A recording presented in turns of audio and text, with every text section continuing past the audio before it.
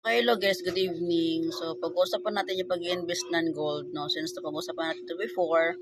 So, ito, bibigyan ko kayo ng tip kung paano tayo makapag-simula sa pag-invest ng gold. So, sa mga first timer dyan, so wala pa talagang pag-invest ng malakihan, pero gusto talaga mag-invest ng gold. So, paano ba tayo magsimula sa pag-invest ng gold? In my experience guys, no, ako kasi hindi ako nasimula sa pinakamababa talaga. Doon talaga ako sa mga grams talaga. Yun.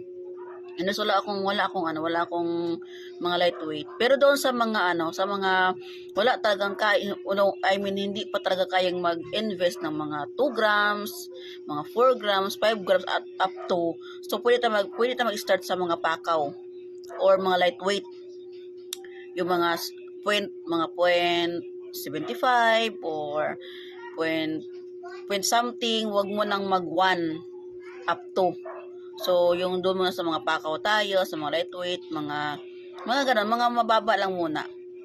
Kahit sabihin nating pakaw yun guys, ay lightweight guys, or napakagaan, still gold pa rin yan.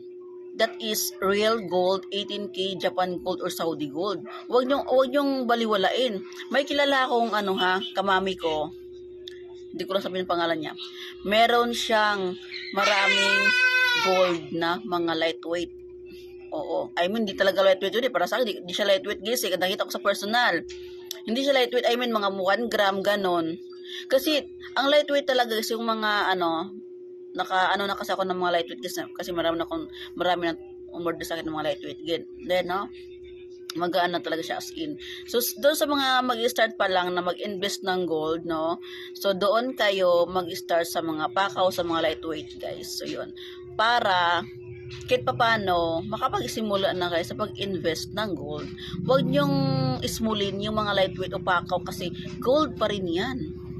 Hello, gold pa rin yan. Real gold yan. Real gold.